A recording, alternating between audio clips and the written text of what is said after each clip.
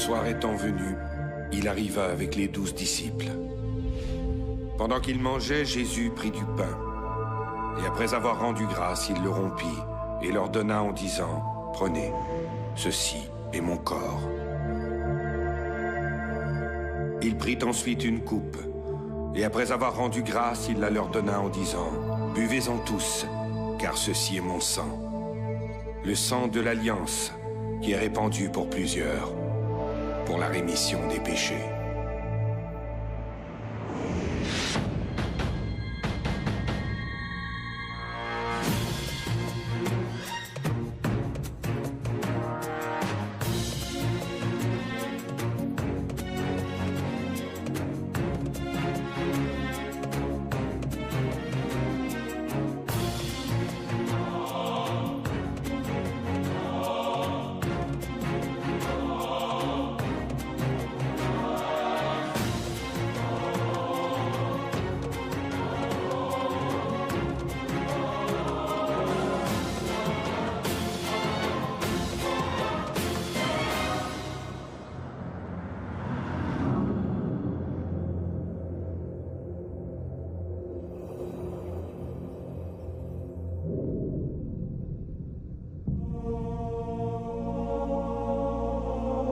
La dernière scène, l'un des moments forts des évangiles.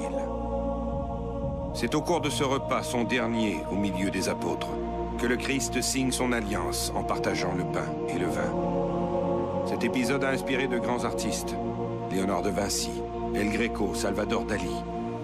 Et pour les amateurs de mystère et d'occultisme, c'est à ce moment qu'apparaît l'un des objets les plus mystiques qui soit.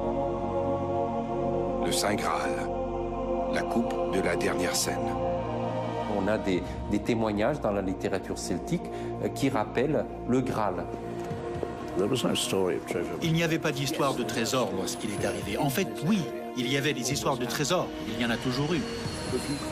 Si nous pouvions lire à travers les légendes, nous verrions que toutes les routes mènent au Saint Graal. En autant que je sache, il n'y a pas encore de Saint Graal à découvrir. C'est totalement risible. En 2003, Dan Brown publie Le Code Da Vinci, où il propose une interprétation peu connue, mais déjà très controversée du Saint Graal. Le livre propulse à nouveau la quête millénaire du Saint Graal à l'avant-scène de l'actualité. Dans sa version chrétienne, le Graal est le contenant qui a servi à nourrir les disciples lors de la dernière scène et également à recueillir le sang du Christ. Il y a plusieurs versions sur le Graal. Le Graal, c'est la coupe verte que Jésus tenait à la Seine. Il y a aussi la pierre verte, l'émeraude de Satan, qu'il perdit lorsqu'il combattit Jésus. Cette émeraude tombant sur la terre devient calice. C'est le calice, c'est l'émeraude verte de Satan, la pierre verte de Satan.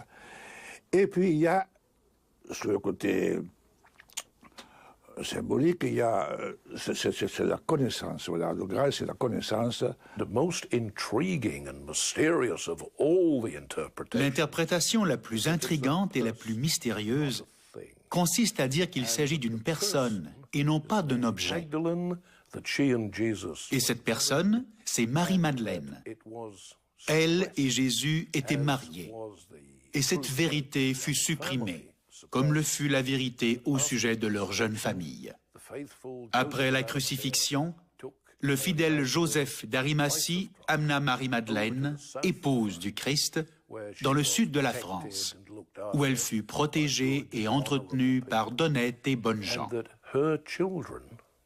Ses enfants, fils de Jésus, peut-être une fille aussi, se marièrent dans la famille royale des Mérovingiens. Mérové, le mystérieux Mérové doublement né, tel qu'il est connu dans les mythes anciens, fut à l'origine de cette fameuse et mystérieuse lignée royale française. Personne ne sait exactement ce qu'est le Saint Graal. Certains disent que c'est le calice où a bu le Christ lors de la dernière scène, d'autres disent qu'il s'agit de l'assiette dans laquelle il aurait mangé, d'autres croient que c'est la connaissance universelle, d'autres qu'il s'agit de la vie cachée du Christ. Rien n'a été prouvé, rien n'a été trouvé. Coupe sacrée, connaissance universelle ou descendance de Jésus-Christ? Vers quelle avenue diriger mes recherches? Mon premier réflexe est de me rendre là où s'est déroulée la dernière scène, Jérusalem.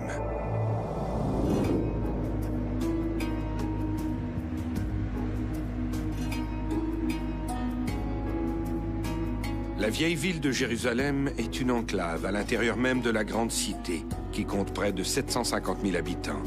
Ici, les rues étroites sont interdites à toute circulation automobile.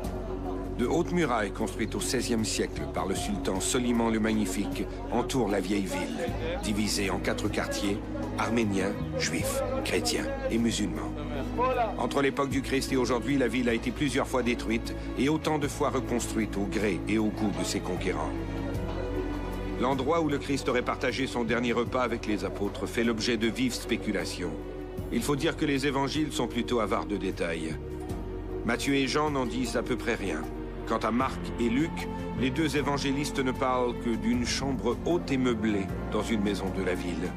Néanmoins, selon la tradition, le cénacle, la salle où se serait tenue la dernière scène, serait une vaste pièce voûtée située au 2e étage de ce qui jadis était la basilique du Saint-Sion, détruite par les Perses en 614. Les bâtiments du cénacle se trouvent aujourd'hui tout au bout d'une allée étroite et ensoleillée, typique de la vieille ville de Jérusalem. On accède à la grande chambre du 2e étage par un escalier donnant directement sur la rue. Avec ces destructions et ces reconstructions successives, il est bien sûr impossible de savoir si ces lieux correspondent bien à cette chambre haute et meublée décrite par Marc et Luc. Mais il semble que les premiers chrétiens mirent une grande importance à perpétuer le souvenir de ces lieux en y érigeant des constructions successives. Une longue tradition chrétienne rappelle qu'en ces lieux, Jésus partagea le pain et le vin, et que c'est en ces lieux qu'il a tenu dans ses mains cette coupe artisanale qui deviendra l'objet de l'une des plus fantastiques quêtes de l'histoire, le Saint Graal. Admettons que le Saint Graal soit une coupe. Comment la reconnaître entre toutes? Ils n'avaient pas de calice au 1er siècle, mais ils utilisaient des coupes très simples, comme... J'en ai des exemples ici, dans ma propre collection privée. Ici, par exemple, nous avons un exemplaire d'une coupe typique du 1er siècle. Une coupe juive, en argile cuite, pour boire. Un juif l'aurait utilisée pour boire du vin dans des circonstances normales, mais pas pour la Pâque, ni pour les fêtes juives. Pourquoi?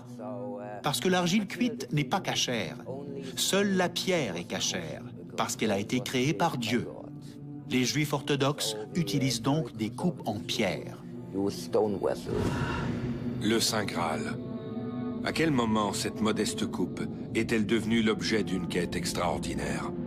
Car il se passera plus de 1000 ans après la dernière scène avant que la littérature n'en fasse mention.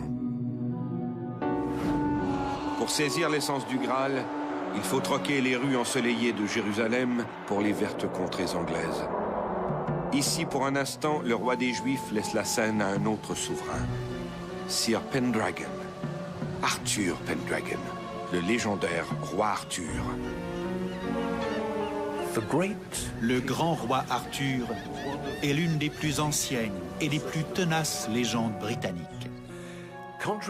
Une controverse oppose ceux qui croient qu'il fut une figure historique et ceux qui croient que c'est un pur mythe. Cela le place dans la même catégorie que notre brigand le plus généreux et le plus célèbre, Robin des Bois, qui vécut plusieurs siècles plus tard. On prétend que le roi Arthur était le meneur d'une bande de chevaliers, Sir Galahad, Sir Gawain et tous les autres, Sir Perceval, qui couraient à la rescousse des jeunes femmes pour les sauver des dragons, des ogres et autres monstres de toutes espèces. Nous avons donc ici affaire à probablement un personnage qui existait, mais qui a été l'objet, bien sûr, d'un traitement légendaire extraordinaire. On l'a fait roi de toute la Grande-Bretagne, il a chassé tous les anglo-saxons de l'île, il a même conquis toute la France, toute la Gaule, jusqu'aux portes de Rome. Tout ça, c'est de l'invention a posteriori, mais peut-être il y avait un vrai Arthur au départ, un de ces nobles particulièrement prestigieux, courageux, qui s'est battu contre les anglo-saxons, sur lequel se sont greffées toutes ces légendes plus anciennes.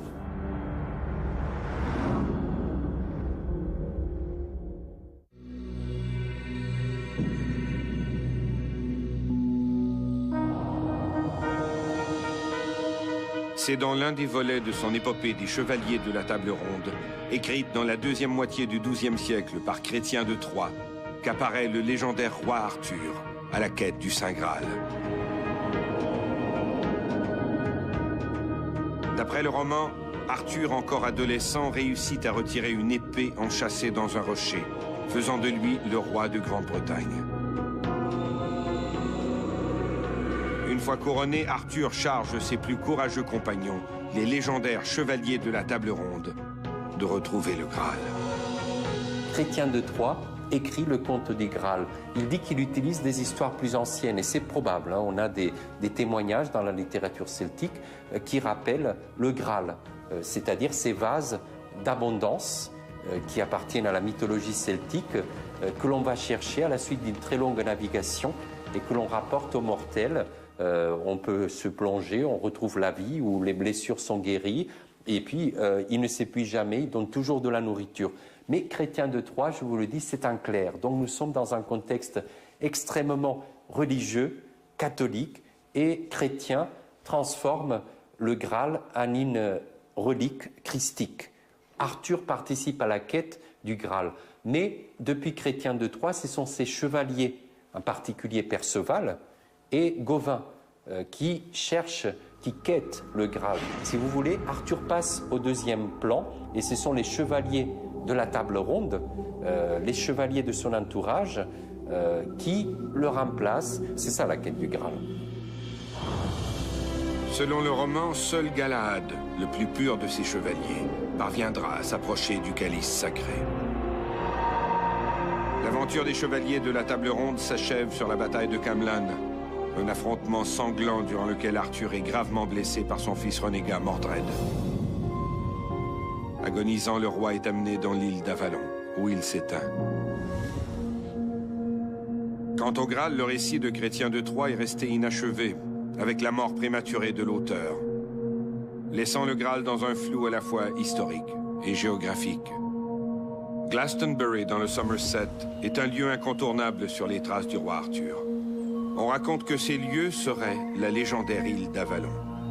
Qui plus est, à en croire une vieille tradition celtique, c'est aussi à Glastonbury que le Graal aurait été dissimulé.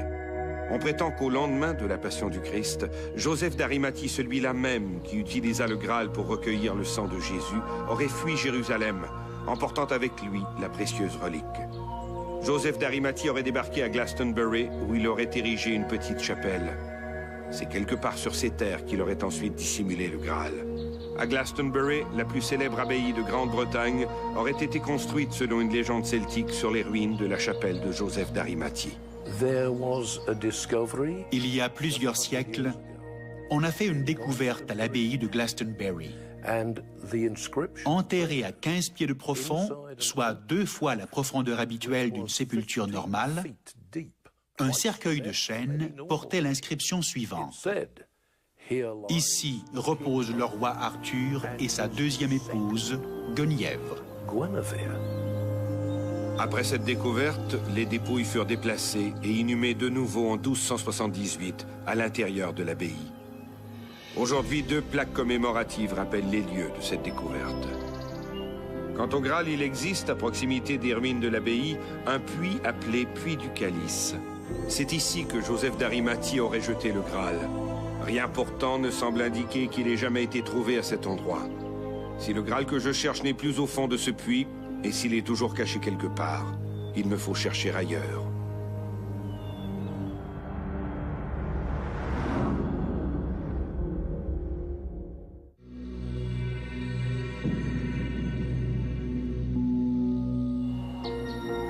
Pour plusieurs, la quête du Graal apparaît comme une aventure enivrante. Même Indiana Jones n'a pas su y résister dans sa dernière croisade. Si le Graal existe, à quoi peut-il ressembler? Que faut-il chercher au juste? Et où chercher? Graal est un mot d'espagnol ancien qui désigne un contenant pour boire. Alors le mot lui-même nous indique que la légende du Saint Graal doit provenir d'une région où un outil qui sert à boire s'appelle Graal, donc l'Espagne, la péninsule ibérique. Dans la grande cathédrale de Valence en Espagne, les visiteurs peuvent voir une remarquable relique. Il s'agit d'une petite coupe en pierre qui, au fil du temps, a été remontée sur un magnifique pied en or et serti de pierres précieuses. Un demi-siècle avant que ne soit écrite la première version de Perceval, existait un document qui décrit le calice de pierre utilisé lors de la dernière scène. Ce document était dans un monastère du nord de l'Espagne, San Juan de la Peña, au pied d'une montagne appelée Mont Salvatores, ou en dialecte occitan, Mont Salvache. Curieusement, Mont Salvache est le nom que porte le grand château dans Perceval. Maintenant, si vous êtes attentif aux descriptions, aux détails topographiques et aux éléments de narration qui dépeignent l'allure du château, vous constaterez qu'ils sont identiques au monastère de San Juan de la Peña. En 1339, le Graal fut emporté de San Juan de la Peña à Saragosse d'abord, puis à Barcelone et à Valence. Aujourd'hui, on le vénère toujours dans la chapelle du Graal, la chapelle du Saint-Calice, dans la cathédrale de Valence, où vous pouvez le voir à volonté. Quand vous irez à Valence, vous verrez l'authentique Saint Graal, et je peux le prouver, parce que dans sa première version du Saint Graal, dans le Parsifal de Wolfram von Eichenbach, il mentionne une mystérieuse inscription sur le Graal, et il donne son nom au Graal, Lapsit Exilis. Étonnamment, en écriture koufique, sur le pied du Saint Graal original qui se trouve à la chapelle du Saint Graal de Valence, en écriture koufique donc, vous avez cette inscription Al Lapsit Exilis, exactement l'inscription citée par von Eichenbach. Si la coupe de Valence semble en effet datée de l'époque du Christ, si cette coupe ressemble de manière fidèle à celle décrite dans les légendes arthuriennes, s'agirait-il alors du vrai Graal?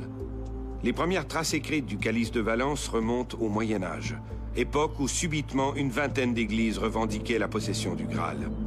Le calice de Valence est-il le Graal ou un Graal? La véritable histoire du Graal semble beaucoup plus ténébreuse, mais elle est invariablement associée à un groupe de nobles chevaliers, les Chevaliers du Temple. Un ordre à la fois militaire et religieux créé en 1129 pour protéger les pèlerins sur la route de Jérusalem. Installés dans les ruines du Temple de Salomon, les chevaliers y auraient découvert de nombreux trésors fantastiques, dont le Saint Graal. Après avoir rapporté leurs trésors en Europe, les Templiers, qui relevaient directement du pape, auraient, contre toute apparente logique, transmis le Saint Graal aux Cathares, une secte mal vue de l'Église. Les Cathares étaient une autre secte religieuse de la France, surtout dans le sud de la France et en Italie du Nord. Ils croyaient en deux dieux. Ils croyaient en un dieu matériel qui n'était pas si bon, et ils croyaient en un dieu spirituel qui était essentiellement le dieu de l'amour. Ils croyaient que tout ce qui était matériel, incluant nous-mêmes, nos corps, tout ce qui était fait par l'humain ou par la nature, était essentiellement mauvais, malveillant, et que tout ce qui appartenait au monde spirituel était bon. Lorsque j'y repense, ils étaient probablement comme des hippies. Ils aimaient la paix, pratiquaient l'amour libre, ne croyaient pas au mariage, ne croyaient pas au travail, un monde idéal. Et ils avaient décidé de vivre cette vie pure. Donc il y avait des divergences d'opinion dans la religion cathare, qui était une religion où on enseignait le côté religieux, mais d'une autre façon que l'Église, c'est-à-dire plus sévèrement et plus objectivement aussi. Cette vision du christianisme est vite jugée inacceptable par Rome. Conséquence, les Cathares, appelés aussi les Albigeois, sont déclarés hérétiques. En 1209, le chevalier Simon de Montfort, cantonné à Carcassonne, est chargé de mener une véritable campagne contre les Albigeois. À partir de la fin du XIIe siècle, Innocent III lance des appels aux princes pour intervenir contre cette hérésie qui est dangereuse et qui est pire même que... C'est ça l'appel à la croisade, qui est pire que même les païens, et même pire que les musulmans. Et donc, c'est par ce biais qu'il peut faire intervenir en fait les princes, c'est-à-dire la force armée comme une croisade contre les Cathares.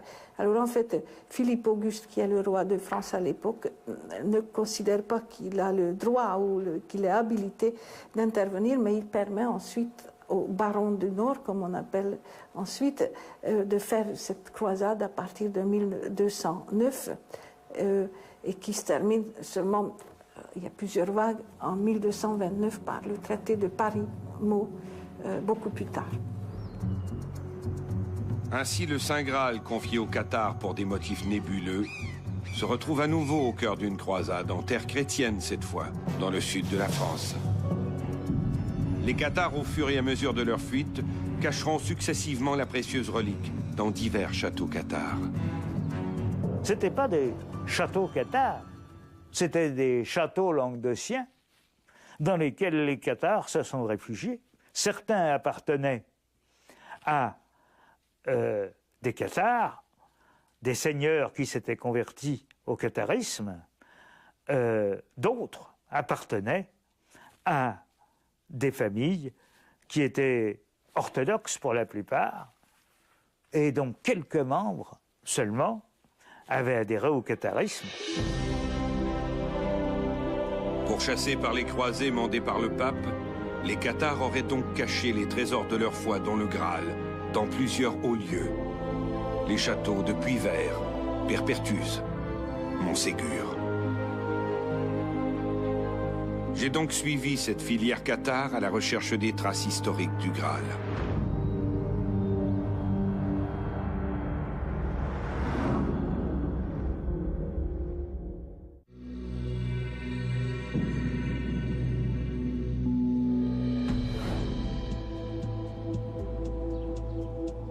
La première attaque par les forces catholiques contre les Cathares eut lieu au château de Puyvert.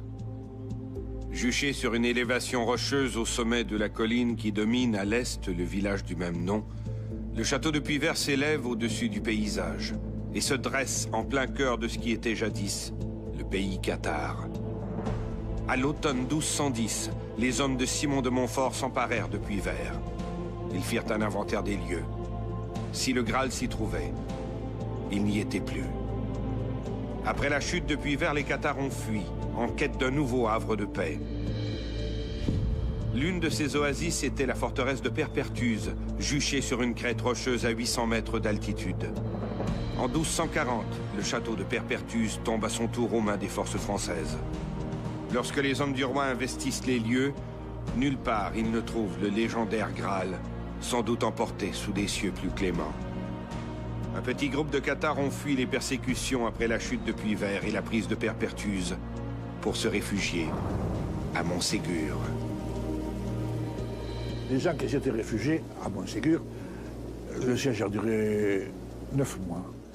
Mais vous avez un siège de 9 mois comme ça, bon, ils ont résisté tant qu'ils ont pu. Donc ça marque le siège, ce siège marque la résistance cathare par rapport à l'envahisseur.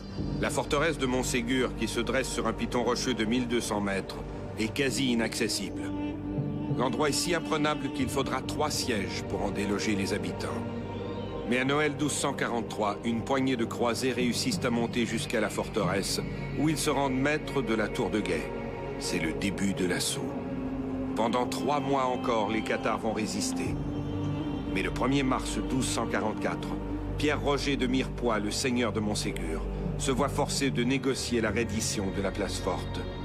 Plus de 200 Cathares qui refusent de renier leur foi sont brûlés sur le bûcher. On sait que les Cathares, visiblement, étaient au courant de leur arrestation imminente. À partir de là, ils ont très bien pu faire partir des trésors. 4 de leurs guides de montagne les plus braves transportaient avec eux, et je cite, « les trésors de leur foi ». Certains experts de l'histoire des Cathares suggèrent que ce qu'ils transportaient, c'était le Graal. Quelques Cathares auraient réussi à fuir, et à l'insu de leurs ennemis, ils auraient gagné une haute caverne dont l'entrée est toujours visible depuis les ruines de Montségur. À partir de là, la trace du Graal disparaît à nouveau pendant 600 ans. Du haut des remparts de Montségur, par beau temps, on peut voir les crêtes rocheuses du département voisin de l'Aude, où se trouverait, au dire de certains, le véritable secret du Saint Graal. Rennes-le-Château. Comment aurais-je pu résister? La petite commune de Rennes-le-Château se trouve perchée au sommet d'un piton rocheux, à 5 km au sud-est du village de Cuisa. L'endroit se présente comme un petit village typique du Languedoc. Le village est dominé par un château plutôt délabré, jadis la place forte du seigneur des lieux, la famille Aupoul.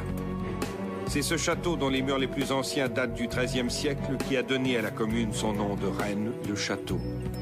À première vue, rien ne distingue ce village des autres petites communes de la région. Cependant, à l'entrée du village, la mairie a fait installer un panneau d'interdiction qui rappelle aux visiteurs que les fouilles sont interdites sur le territoire de la commune. Depuis plus de 50 ans, ce petit village attire des chasseurs de trésors venus du monde entier. Et tout ça à cause d'un petit curé de campagne, Béranger Saunière. Donc l'affaire de Rennes-le-Château, c'est en France, à la fin du 19e siècle. C'est l'histoire d'un pauvre curé de campagne qui s'appelle Béranger Saunière et qui est dans un petit village pauvre avec une église qui tombe en ruine et il entreprend des travaux de restauration. Et à l'occasion de ces travaux, il va faire une découverte. On ignore de quelle nature exactement, mais la légende dit qu'il a trouvé un trésor. Il ne cherchait pas un trésor. Il n'y avait pas d'histoire de trésor. Oui, il y avait des histoires de trésors dans la région. Et il y en a toujours eu. Mais ce genre de légende est lié à ce genre d'endroit. Henry Lincoln, l'un des 3 auteurs de l'énigme sacrée, The Holy Blood and the Holy Grail, s'est tellement investi dans cette histoire qu'il a quitté sa verte Angleterre pour s'établir en permanence à quelques kilomètres de Rennes-le-Château. En sa compagnie, j'ai visité les lieux.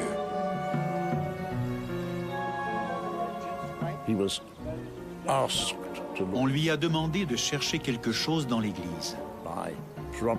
Probablement une demande de la famille des Habsbourg. Et ce sont eux qui ont financé le travail qu'il a fait. Lorsqu'il a décidé de restaurer l'église, l'argent lui a été fourni par la comtesse de Chambord, épouse d'un prétendant à la couronne de France. Certains documents qui avaient de la valeur pour la famille des Habsbourg avaient été perdus à l'époque de la Révolution française. Pas vraiment perdus, mais cachés. Et on savait qu'ils étaient dissimulés quelque part dans l'église. Le parfait alibi pour justifier la présence de quelqu'un qui creuse dans l'église n'est-il pas d'avoir le curé de la paroisse qui restaure le bâtiment? C'est ainsi que cette histoire de trésor a commencé à se développer. Avec l'aide de quelques paroissiens, Saunière entreprend de rénover l'église. En juillet 1887, en déplaçant la pierre d'autel, des maçons mettent à jour 2 piliers visigoths. La rumeur d'un trésor s'est tout de suite répandue lorsqu'il fit la découverte. Sous le maître-autel, un petit magot, une collection de ce qu'il décrira comme des médailles sans valeur ayant appartenu à des nobles. La découverte fut tout de suite rapportée par les 2 ouvriers qui l'avaient aidé à soulever les pierres sous lesquelles il découvrit ces objets. Cette découverte déclenche chez l'abbé Saunière de curieuses lubies. On le voit arpenter les rues du village, le regard perdu au loin. On le surprend même dans le cimetière situé derrière l'église à altérer les inscriptions portées sur des pierres tombales. Qu'est-ce qui a bien pu changer ce pauvre curé de campagne? Qu'a-t-il trouvé? Et surtout, que cherche-t-il? Au cours des mois et des années qui suivirent, il se mit, par exemple, à creuser le cimetière, même durant la nuit. Les villageois ne s'en aperçurent pas avant un bon moment. Mais lorsqu'ils comprirent que lui et Anne-Marie, sa bonne, avaient creusé dans le cimetière et manipulé plusieurs tombes, ils furent très en colère et allèrent même jusqu'à porter plainte à la police. Tout au long de ses recherches méticuleuses, l'abbé Saunière est constamment accompagné par sa fidèle servante Marie Desnarnaud. Était-elle dans le secret? D'abord, elle était impliquée dans le secret, certainement, parce que c'est vrai que c'était la bonne du curé, mais au-delà, il y avait entre eux une forme de complicité et d'amitié. Du jour au lendemain, monsieur le curé, comme l'appellent ses paroissiens, se lance dans des dépenses extravagantes. Quand les gens du village voient leur curé, qui était misérable, restaurer l'église, sans qu'on sache d'où il tire l'argent. Enfin, quand on voit un prêtre restaurer l'église, on ne peut que s'en féliciter, et on ne va pas trop s'interroger sur le financement. Mais quand ensuite ce prêtre achète des terrains, fait bâtir des maisons et même une tour, aménage des jardins, commande son rhum jusqu'en Jamaïque, évidemment on se pose des questions. Ce n'est quand même pas avec des messes, même s'il avait augmenté de 10% pour sa messe, qu'il aurait pu régner sur un trésor comme celui-là. Le simple curé de campagne mène un train de vie princier. La fortune subite de l'abbé Saunière et le silence inexplicable des autorités religieuses font jaser.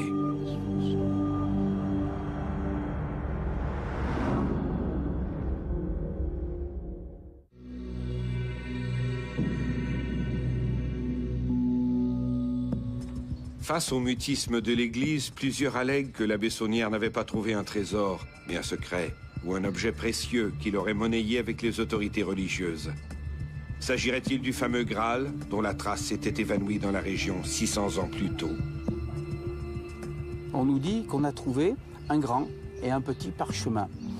Le grand et le petit parchemin sont probablement des faux, très bien faits, je dirais des vrais faux, probablement fabriqués par le marquis de Cherizet, qui savait beaucoup de choses. Et lorsqu'on dit que ces manuscrits sont faux, peut-être sont-ils faux, mais ils sont construits avec des éléments historiques authentiques. C'est ce qui fait leur valeur, c'est que même si on part sur un élément faux, il y a une piste qu'on remonte qui est historique, archéologique et tangible. Et c'est cette piste qu'a trouvée Béranger Saunière. Après le don de la marquise de Chambord, la comtesse de Chambord, pardon, qui lui donne une première somme d'argent, il entame des travaux.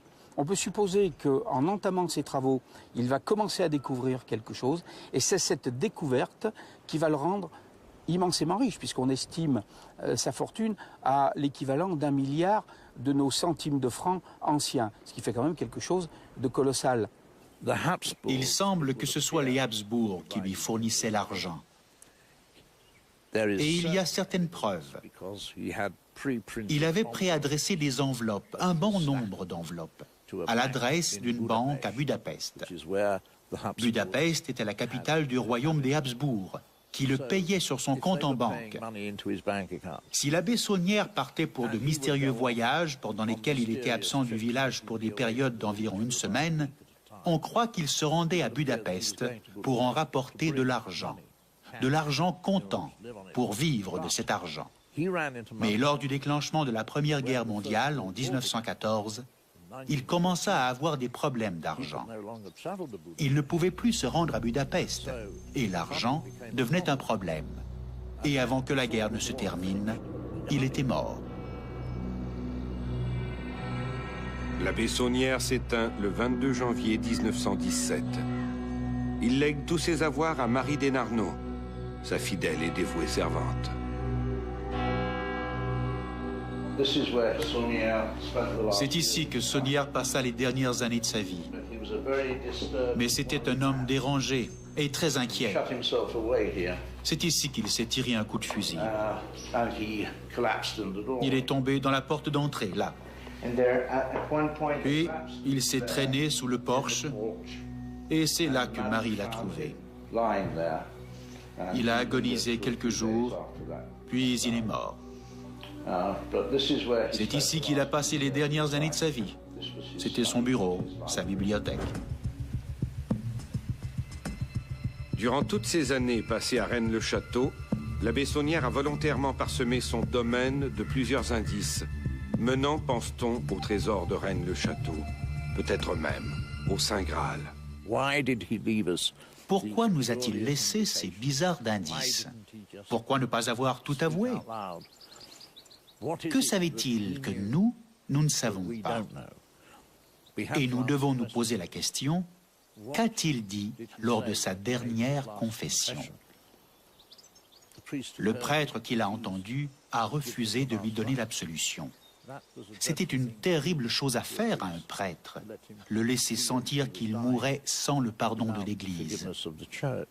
On ne lui donna l'absolution qu'aux funérailles, mais c'était plusieurs jours plus tard. Alors oui, c'était un homme dérangé et malheureux à la fin de sa vie. Pour quelle raison l'Église a-t-elle traité ainsi l'un de ses fidèles, un prêtre de surcroît, au moment de sa mort? Qu'a-t-il fait ou qu'a-t-il trouvé pour lui mériter cette disgrâce tardive? Et surtout, qu'est-il arrivé à sa fortune inexplicable? Marie était privée de la source de son argent puisqu'elle n'avait pas accès au compte en banque de Saunière. Après la mort de Béranger Saunière, Marie de Narnaud est pauvre. Elle est pauvre pourquoi? Parce qu'elle a hérité de domaines, mais finalement, elle n'a pas hérité d'argent. Et bien qu'elle ait entretenu la légende de l'abbé Saunière trouveur de trésors, elle déclarait souvent « Les habitants de Rennes-le-Château marchent sur de l'or et ils ne le savent pas. Avec ce que l'abbé a laissé, on pourrait nourrir Rennes-le-Château pendant plusieurs générations, il en resterait encore. » Et malgré tout, elle n'arrivait pas à payer les impositions sur le domaine. Elle n'avait pas d'autre choix que de vendre lentement chacun des meubles, simplement pour survivre. Si Marie des Narnaud a vécu dans la pauvreté, le fameux trésor de l'abbé Saunière était-il demeuré à Rennes-le-Château? C'est ce qu'ont cru les chasseurs de trésors. Les chercheurs de trésors arrivent pour les tout premiers dans les années 50. Et ce sont des chercheurs de trésors qui cherchent un coffre avec de l'or dedans. À la rigueur, ils n'ont pas vraiment d'idée sur ce qu'ils cherchent. Ils creusent, d'abord. Et puis, au fur et à mesure de leurs échecs, à force de ne pas trouver, on finit par se demander quel peut bien être ce fabuleux trésor. Donc il y a des thèses plus ou moins historiques, le premier étant le trésor de Blanche de Castille, et puis on pense au trésor des Templiers, au trésor des Cathares, on va fouiller dans l'histoire des Romains, on va fouiller dans l'histoire des Visigoths pour essayer de trouver un fabuleux trésor qui aurait été perdu et qu'on pourrait retrouver à Rennes-le-Château. Puis là encore, au fur et à mesure des échecs, les thèses deviennent de plus en plus dématérialisées. Et puis l'ésotérisme fait son entrée avec Gérard de Sède dans les années 1970. Et puis là, on voit apparaître des thèses, je dirais, sans trésor, des thèses mystiques. Il s'agit de documents, de secrets d'église. Il s'agit d'une tombe, par exemple celle de Marie-Madeleine, voire du Saint Graal. Tous les indices laissés apparemment par l'abbé Saunière, des codes secrets dissimulés dans la géométrie de ses constructions et dans la décoration de son église, ont été la base de nouvelles recherches. Pour plusieurs, ces indices ne demandent qu'à être déchiffrés. Alors l'idée que l'abbé Béranger Saunière ait pu laisser des indices dans son église ou ailleurs date essentiellement, a été vulgarisée par Gérard de Sède. Et Gérard de Sède s'appuie beaucoup sur la décoration de l'église, qui est une décoration très riche. Et au niveau de l'interprétation symbolique, ça lui a donné beaucoup d'idées, un petit peu comme une carte au trésor dans un film de pirate. D'autres travaux ont été faits et on a un petit peu développé l'idée de Gérard de Sède dans différentes directions, en particulier sur le plan du domaine, sur le plan du jardin, sur le plan des jardins. À ce jour, effectivement, c'est une des solutions qui a donné beaucoup de plaisir aux chercheurs de trésors et pas forcément beaucoup de solutions. Dans l'église, effectivement, il y a des choses extrêmement curieuses. On a ce chemin de croix, avec des représentations un peu particulières. On a des peintures, on a des statues. Par exemple, on a des statues au nombre de 5, et si on prend la première lettre de tous ces saints, eh bien vous avez Sainte-Germaine, Saint-Roch, jusqu'à Marie-Madeleine, et les lettres des socles sont faites de telle façon que lorsque vous prenez les initiales, eh bien vous obtenez le mot Graal.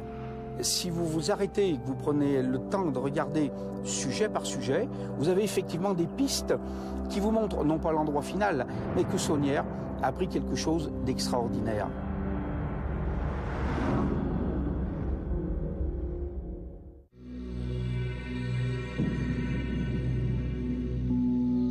Gérard de Sède publie L'Or de Rennes ou la vie insolite de Béranger Saunière, curé de Rennes-le-Château, qui hisse le petit village au rang d'énigme nationale et attire des chasseurs de trésors.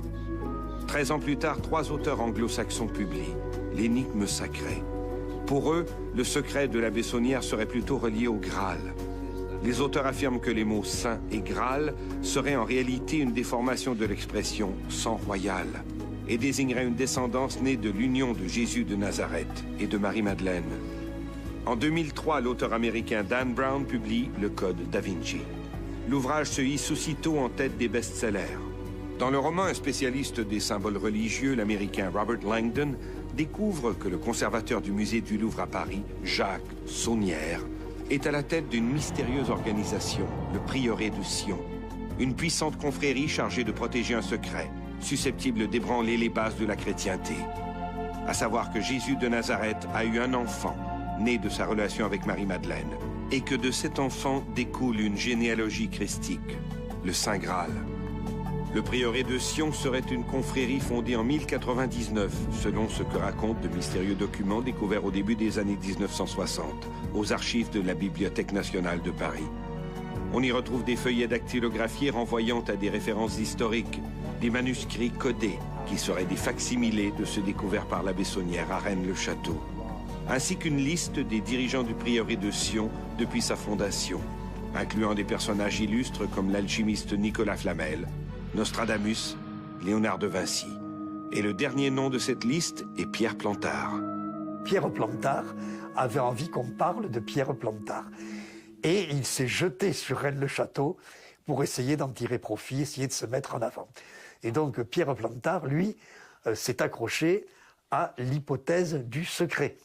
Et le secret, dont nous n'avons pas encore parlé, c'est que Jésus s'était marié avec Marie-Madeleine, qu'ils avaient eu des enfants, que ces enfants avaient régné sur la France et que Pierre Plantard était le dernier descendant. Donc Pierre Plantard se présentait comme ayant à la fois le sang du Christ et le sang royal coulant dans ses veines. Et pour faire valoir ses idées, y compris d'ailleurs sa candidature au trône de France, il a monté une association qu'il a appelée le Prieuré de Sion. Et l'association avait pour but l'entraide des membres. Ça n'était donc nullement une société secrète. Sur le Prieuré de Sion, il peut y avoir beaucoup d'élucubrations. J'ai cru comprendre que sur Léonard de Vinci ou sur d'autres sujets, Marie-Madeleine, le Christ, il pouvait y en avoir beaucoup. Mais c'est pas ce qu'on demande à un roman. Ce qu'on demande à un roman, c'est de faire rêver les gens. Et le Da Vinci Code a fait rêver tout le monde.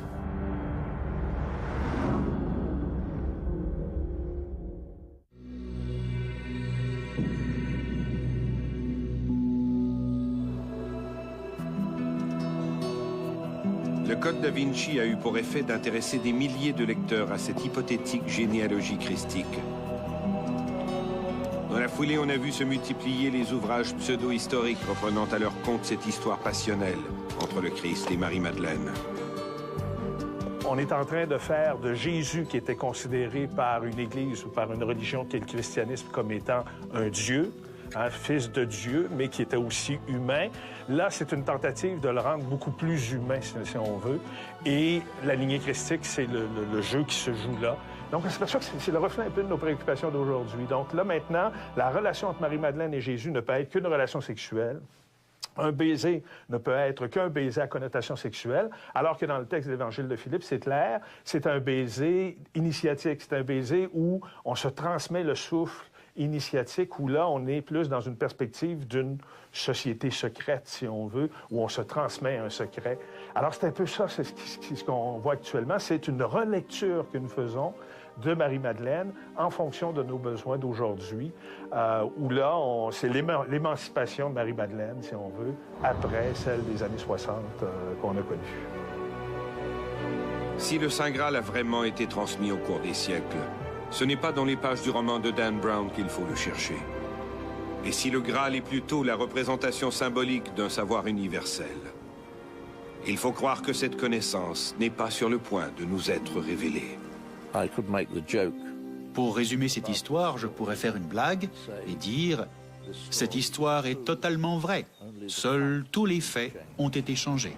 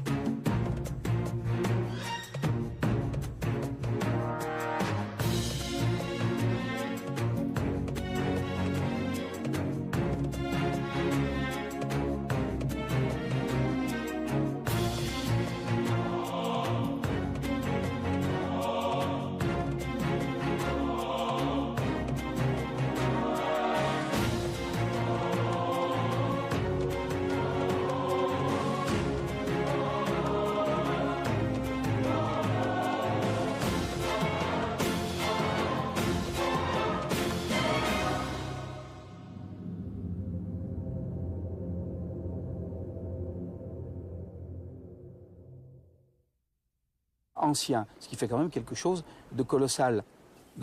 Il semble que ce soit les Habsbourg qui lui fournissaient l'argent. Et il y a certaines preuves. Il avait préadressé des enveloppes, un bon nombre d'enveloppes, à l'adresse d'une banque à Budapest. Budapest était la capitale du royaume des Habsbourg, qui le payait sur son compte en banque.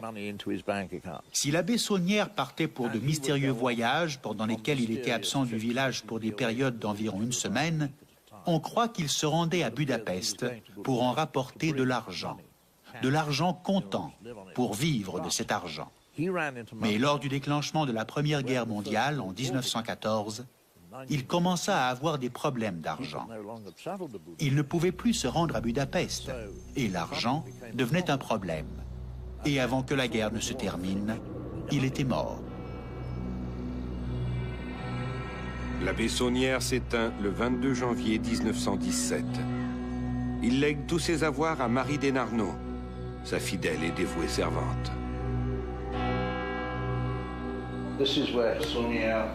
C'est ici que Saunière passa les dernières années de sa vie. Mais c'était un homme dérangé et très inquiet. C'est ici qu'il s'est tiré un coup de fusil. Il est tombé dans la porte d'entrée, là. Puis, il s'est traîné sous le porche, et c'est là que Marie l'a trouvé. Il a agonisé quelques jours, puis il est mort. C'est ici qu'il a passé les dernières années de sa vie. C'était son bureau, sa bibliothèque. Durant toutes ces années passées à Rennes-le-Château, l'abbé Saunière a volontairement parsemé son domaine de plusieurs indices, menant, pense-t-on, au trésor de Rennes-le-Château, peut-être même au Saint Graal. Pourquoi nous a-t-il laissé ces bizarres indices? Pourquoi ne pas avoir tout avoué? Que savait-il que nous ne savons pas? Et nous devons nous poser la question, qu'a-t-il dit lors de sa dernière confession? Le prêtre qui l'a entendu a refusé de lui donner l'absolution. C'était une terrible chose à faire à un prêtre, le laisser sentir qu'il mourrait sans le pardon de l'Église. On ne lui donna l'absolution qu'aux funérailles, mais c'était plusieurs jours plus tard. Alors oui, c'était un homme dérangé et malheureux à la fin de sa vie. Pour quelle raison l'Église a-t-elle traité ainsi l'un de ses fidèles, un prêtre de surcroît, au moment de sa mort? Qu'a-t-il fait ou qu'a-t-il trouvé pour lui mériter cette disgrâce tardive? Et surtout, vache. Curieusement, Montsalvache est le nom que porte le grand château dans Perceval. Maintenant, si vous êtes attentif aux descriptions, aux détails topographiques et aux éléments de narration qui dépeignent l'allure du château, vous constaterez qu'ils sont identiques au monastère de San Juan de la Peña. En 1339, le Graal fut emporté de San Juan de la Peña à Saragosse d'abord, puis à Barcelone et à Valence. Aujourd'hui, on le vénère toujours dans la chapelle du Graal, la chapelle du Saint-Calice, dans la cathédrale de Valence, où vous pouvez le voir à volonté. Quand vous irez à Valence, vous verrez l'authentique Saint Graal, et je peux le prouver, parce que dans sa première version du Saint Graal, dans le Parsifal de Wolfram von Eschenbach, il mentionne une mystérieuse inscription sur le Graal, et il donne son nom au Graal, l'Apsit Exilis. Étonnamment, en écriture koufique, sur le pied du Saint Graal original qui se trouve à la chapelle du Saint Graal de Valence, en écriture koufique donc, vous avez cette inscription Al l'Apsit Exilis, exactement l'inscription citée par von Eschenbach. Si la coupe de Valence semble en effet datée de l'époque du Christ, si cette coupe ressemble de manière fidèle à celle décrite dans les légendes arthuriennes, s'agirait-il alors du vrai Graal? Les premières traces écrites du calice de Valence remontent au Moyen-Âge, époque où subitement une vingtaine d'églises revendiquaient la possession du Graal. Le calice de Valence est-il le Graal ou un Graal? La véritable histoire du Graal semble beaucoup plus ténébreuse, mais elle est invariablement associée à un groupe de nobles chevaliers, les chevaliers du Temple. Un ordre à la fois militaire et religieux créé en 1129 pour protéger les pèlerins sur la route de Jérusalem. Installés dans les ruines du temple de Salomon, les chevaliers y auraient découvert de nombreux trésors fantastiques, dont le Saint Graal. Après avoir rapporté leurs trésors en Europe, les Templiers, qui relevaient directement du pape, auraient, contre toute apparente logique, transmis le Saint Graal au Cathare, une secte mal vue de l'Église. Les Cathares étaient une autre secte religieuse de la France, surtout dans le sud de la France et en Italie du Nord. Ils croyaient en deux dieux. Ils croyaient en un dieu matériel qui n'était pas si bon, et ils croyaient en un dieu spirituel qui était essentiellement le dieu de l'amour. Ils croyaient que tout ce qui était matériel, incluant nous-mêmes, nos corps, tout ce qui était fait par l'humain ou par la nature, est de la commune. Depuis plus de 50 ans, ce petit village attire des chasseurs de trésors venus du monde entier. Et tout ça à cause d'un petit curé de campagne, Béranger Saunière. Donc l'affaire de Rennes-le-Château, c'est en France, à la fin du 19e siècle. C'est l'histoire d'un pauvre curé de campagne qui s'appelle Béranger Saunière et qui est dans un petit village pauvre avec une église qui tombe en ruine et il entreprend des travaux de restauration. Et à l'occasion de ces travaux, il va faire une découverte. On ignore de quelle nature exactement, mais la légende dit qu'il a trouvé un trésor. Il ne cherchait pas un trésor. Il n'y avait pas d'histoire de trésor. Oui, il y avait des histoires de trésors dans la région. Et il y en a toujours eu. Mais ce genre de légende est lié à ce genre d'endroit. Henry Lincoln, l'un des 3 auteurs de l'énigme sacrée, The Holy Blood and the Holy Grail, s'est tellement investi dans cette histoire qu'il a quitté sa verte Angleterre pour s'établir en permanence à quelques kilomètres de Rennes-le-Château. En sa compagnie, j'ai visité les lieux.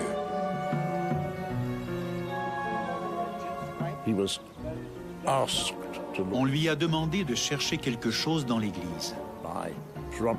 Probablement une demande de la famille des Habsbourg.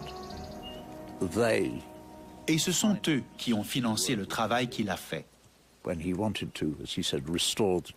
Lorsqu'il a décidé de restaurer l'église, l'argent lui a été fourni par la comtesse de Chambord, épouse d'un prétendant à la couronne de France. Certains documents qui avaient de la valeur pour la famille des Habsbourg avaient été perdus à l'époque de la Révolution française. Pas vraiment perdus, mais cachés. Et on savait qu'ils étaient dissimulés quelque part dans l'église. Le parfait alibi pour justifier la présence de quelqu'un qui creuse dans l'église n'est-il pas d'avoir le curé de la paroisse qui restaure le bâtiment? C'est ainsi que cette histoire de trésor a commencé à se développer. Avec l'aide de quelques paroissiens, Saunière entreprend de rénover l'église.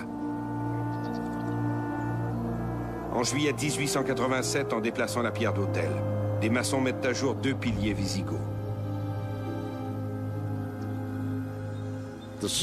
La rumeur d'un trésor s'est tout de suite répandue lorsqu'il fit la découverte. Sous le maître-autel, un petit magot, une collection de ce qu'il décrira comme des médailles sans valeur ayant appartenu à des nobles. La découverte fut tout de suite rapportée par les 2 ouvriers qui l'avaient aidé à soulever les pierres sous lesquelles il découvrit ces objets.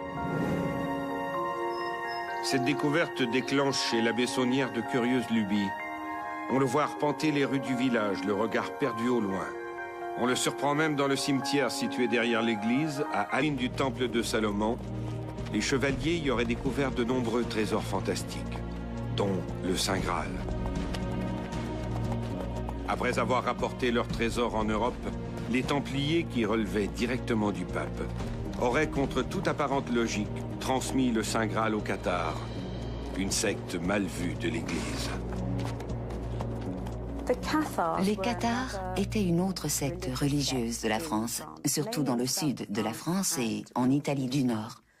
Ils croyaient en 2 dieux. Ils croyaient en un dieu matériel qui n'était pas si bon, et ils croyaient en un dieu spirituel qui était essentiellement le dieu de l'amour. Ils croyaient que tout ce qui était matériel, incluant nous-mêmes, nos corps, tout ce qui était fait par l'humain ou par la nature, était essentiellement mauvais, malveillant, et que tout ce qui appartenait au monde spirituel était bon. Lorsque j'y repense, ils étaient probablement comme des hippies. Ils aimaient la paix, pratiquaient l'amour libre, ne croyaient pas au mariage, ne croyaient pas au travail, un monde idéal. Et ils avaient décidé de vivre cette vie pure. Donc, il y avait des divergences d'opinion dans la religion cathare, qui était une religion où on enseignait le côté religieux, mais d'une autre façon que l'Église, c'est-à-dire plus sévèrement et plus objectivement aussi. Cette vision du christianisme est vite jugée inacceptable par Rome. Conséquence, les cathares, appelés aussi les albigeois, sont déclarés hérétiques. En 1209, le chevalier Simon de Montfort, cantonné à Carcassonne, est chargé de mener une véritable campagne contre les albigeois. À partir de la fin du XIIe siècle, Innocent III lance des appels aux princes pour intervenir contre cette hérésie qui est dangereuse et qui est pire même que... C'est ça l'appel à la croisade, qui est pire que même les païens, et même pire que les musulmans. Et donc, c'est par ce biais qu'il peut faire intervenir en fait les princes, c'est-à-dire la force armée, comme une croisade contre les cathares. Alors en fait, Philippe Auguste, qui est le roi de France à l'époque, ne considère pas qu'il a le droit ou qu'il est habilité d'intervenir, mais il permet ensuite aux barons du Nord, comme on appelle ensuite, de faire cette croisade à partir de 1209 et qui se termine seulement... Il y a plusieurs vagues en 1229 par le traité de Paris-Meaux, beaucoup plus tard. Ainsi, le Saint Graal, confié aux cathares pour des motifs nébuleux, se retrouve à nouveau au cœur d'une croisade, en terre chrétienne cette fois. Installés dans les ruines du temple de Salomon, les chevaliers y auraient découvert de nombreux trésors fantastiques, dont le Saint Graal. Après avoir rapporté leurs trésors en Europe, les Templiers, qui relevaient directement du pape, auraient, contre toute apparente logique, transmis le Saint Graal aux cathares, une secte mal vue de l'Église. Les cathares étaient une autre secte religieuse de la France, surtout dans le sud de la France et en Italie du Nord. Ils croyaient en deux dieux. Ils croyaient en un Dieu matériel qui n'était pas si bon, et ils croyaient en un Dieu spirituel qui était essentiellement le Dieu de l'amour. Ils croyaient que tout ce qui était matériel, incluant nous-mêmes, nos corps, tout ce qui était fait par l'humain ou par la nature, était essentiellement mauvais, malveillant, et que tout ce qui appartenait au monde spirituel était bon. Lorsque j'y repense, ils étaient probablement comme des hippies. Ils aimaient la paix, pratiquaient l'amour libre, ne croyaient pas au mariage, ne croyaient pas au travail, un monde idéal. Et ils avaient décidé de vivre cette vie pure. Donc, il y avait des divergences d'opinion dans la religion cathare, qui était une religion où on enseignait le côté religieux, mais d'une autre façon que l'Église, c'est-à-dire plus sévèrement et plus objectivement aussi. Cette vision du christianisme est vite jugée inacceptable par Rome. Conséquence, les cathares, appelés aussi les albigeois, sont déclarés hérétiques. En 1209, le chevalier Simon de Montfort, cantonné à Carcassonne, est chargé de mener une véritable campagne contre les albigeois. À partir de la fin du XIIe siècle, Innocent III lance des appels aux princes pour intervenir contre cette hérésie qui est dangereuse et qui est pire même que... C'est ça l'appel à la croisade, qui est pire que même les païens, et même pire que les musulmans. Et donc, c'est par ce biais qu'il peut faire intervenir en fait les princes, c'est-à-dire la force armée, comme une croisade contre les cathares. Alors en fait, Philippe Auguste, qui est le roi de France à l'époque, ne considère pas qu'il a le droit ou qu'il est habilité d'intervenir, mais il permet ensuite aux barons du Nord, comme on appelle ensuite, de faire cette croisade à partir de 1209 et qui se termine seulement... Il y a plusieurs vagues en 1229 par le traité de Paris-Meaux, beaucoup plus tard. Ainsi, le Saint Graal, confié au Cathare pour des motifs nébuleux, se retrouve à nouveau au cœur d'une croisade. Perceval, existait un document qui décrit le calice de pierre utilisé lors de la dernière scène. Ce document était dans un monastère du nord de l'Espagne, San Juan de la Peña, au pied d'une montagne appelée Mont Salvatores, ou en dialecte occitan, Mont Salvache. Curieusement, Mont Salvache est le nom que porte le grand château dans Perceval. Maintenant, si vous êtes attentif aux descriptions, aux détails topographiques et aux éléments de narration qui dépeignent l'allure du château, vous constaterez qu'ils sont identiques au monastère de San Juan de la Peña. En 1339, le Graal fut emporté de San Juan de la Peña à Saragosse d'abord, puis à Barcelone et à Valence. Aujourd'hui, on le vénère toujours dans la chapelle du Graal, la chapelle du Saint-Calice, dans la cathédrale de Valence, où vous pouvez le voir à volonté. Quand vous irez à Valence, vous verrez l'authentique Saint Graal, et je peux le prouver, parce que dans sa première version du Saint Graal, dans le Parsifal de Wolfram von Eschenbach, il mentionne une mystérieuse inscription sur le Graal, et il donne son nom au Graal, l'Apsit Exilis. Étonnamment, en écriture koufique, sur le pied du Saint Graal original qui se trouve à la chapelle du Saint Graal de Valence, en écriture koufique donc, vous avez cette inscription Al l'Apsit Exilis, exactement l'inscription citée par von Eschenbach. Si la coupe de Valence semble en effet datée de l'époque du Christ, si cette coupe ressemble de manière fidèle à celle décrite dans les légendes arthuriennes, s'agirait-il alors du vrai Graal? Les premières traces écrites du calice de Valence remontent au Moyen Âge, époque où subitement une vingtaine d'églises revendiquaient la possession du Graal. Le calice de Valence est-il le Graal ou un Graal? La véritable histoire du Graal semble beaucoup plus ténébreuse, mais elle est invariablement associée à un groupe de nobles chevaliers, les Chevaliers du Temple. Un ordre à la fois militaire et religieux, créé en 1129 pour protéger les pèlerins sur la route de Jérusalem. Installés dans les ruines du Temple de Salomon, les chevaliers y auraient découvert de nombreux trésors fantastiques, dont le Saint Graal.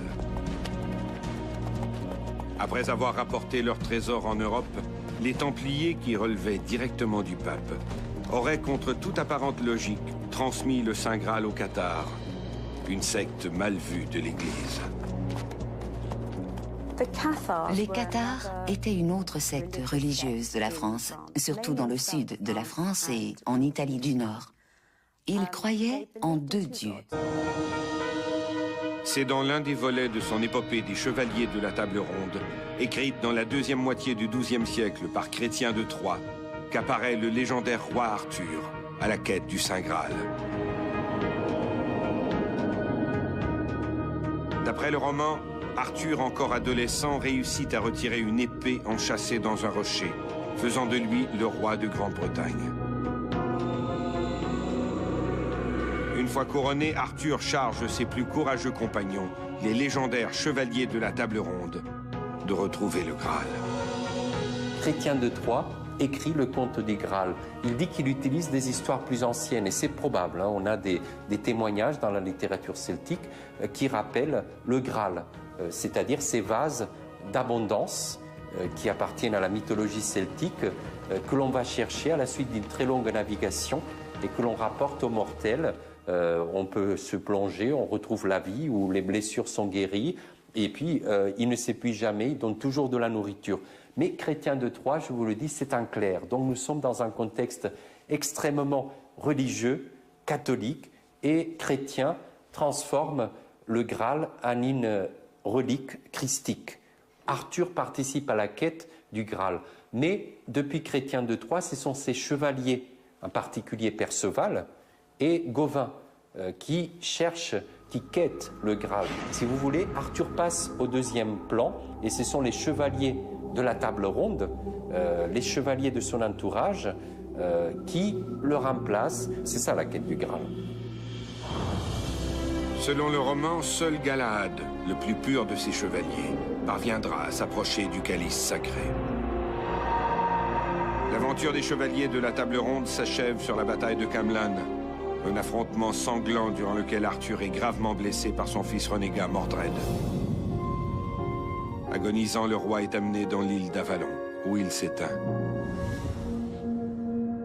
Quant au Graal, le récit de Chrétien de Troyes est resté inachevé, avec la mort prématurée de l'auteur, laissant le Graal dans un flou à la fois historique et géographique. Glastonbury, dans le Somerset, est un lieu incontournable sur les traces du roi Arthur. On raconte que ces lieux seraient la légendaire île d'Avalon. Qui plus est, à en croire une vieille tradition celtique, c'est aussi à Glastonbury que le Graal aurait été dissimulé. On prétend qu'au lendemain de la Passion du Christ, Joseph d'Arimathie, celui-là même qui utilisa le Graal pour recueillir le sang de Jésus, aurait fui Jérusalem, emportant avec lui la précieuse relique. Joseph d'Arimathie aurait débarqué à Glastonbury, où il aurait érigé une petite chapelle. C'est quelque part sur ces terres qu'il aurait ensuite dissimulé le Graal. À Glastonbury, la plus célèbre... Le grand roi Arthur est l'une des plus anciennes et des plus tenaces légendes britanniques. Une controverse oppose ceux qui croient qu'il fut une figure historique et ceux qui croient que c'est un pur mythe. Cela le place dans la même catégorie que notre brigand le plus généreux et le plus célèbre, Robin des Bois, qui vécut plusieurs siècles plus tard. On prétend que le roi Arthur était le meneur d'une bande de chevaliers, Sir Galahad, Sir Gawain et tous les autres, Sir Perceval, qui couraient à la rescousse des jeunes femmes pour les sauver des dragons, des ogres et autres monstres de toutes espèces. Nous avons donc ici affaire à probablement un personnage qui existait, mais qui a été l'objet, bien sûr, d'un traitement légendaire extraordinaire. On l'a fait roi de toute la Grande-Bretagne, il a chassé tous les anglo-saxons de l'île, il a même conquis toute la France, toute la Gaule, jusqu'aux portes de Rome. Tout ça, c'est de l'invention a posteriori, mais peut-être il y avait un vrai Arthur au départ, un de ces nobles particulièrement prestigieux, courageux, qui s'est battu contre les anglo-saxons, sur lequel se sont greffées toutes ces légendes plus anciennes.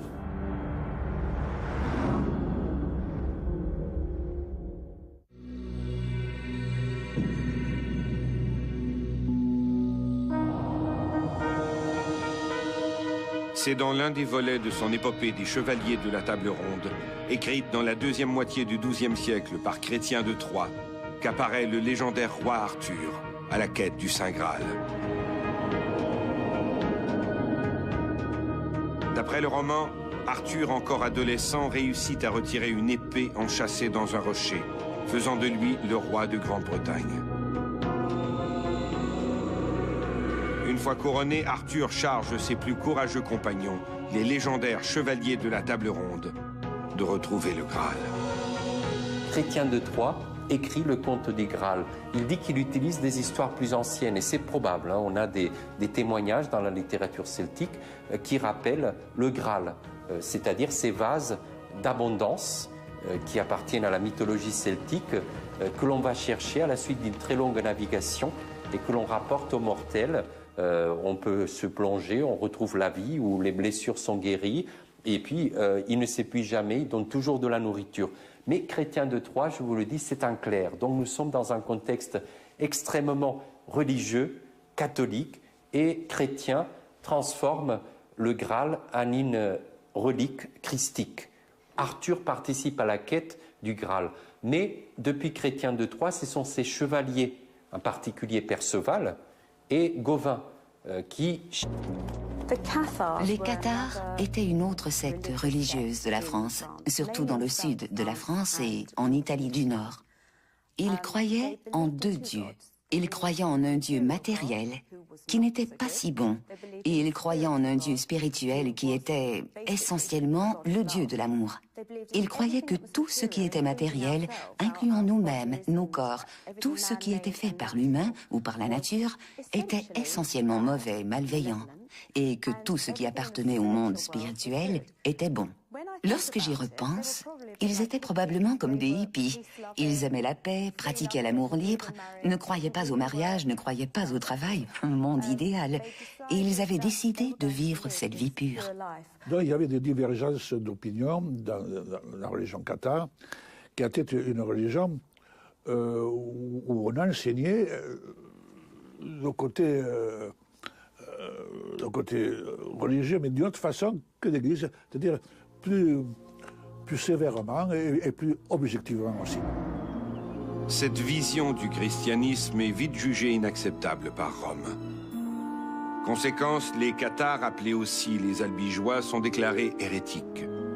En 1209, le chevalier Simon de Montfort, cantonné à Carcassonne, est chargé de mener une véritable campagne contre les albigeois.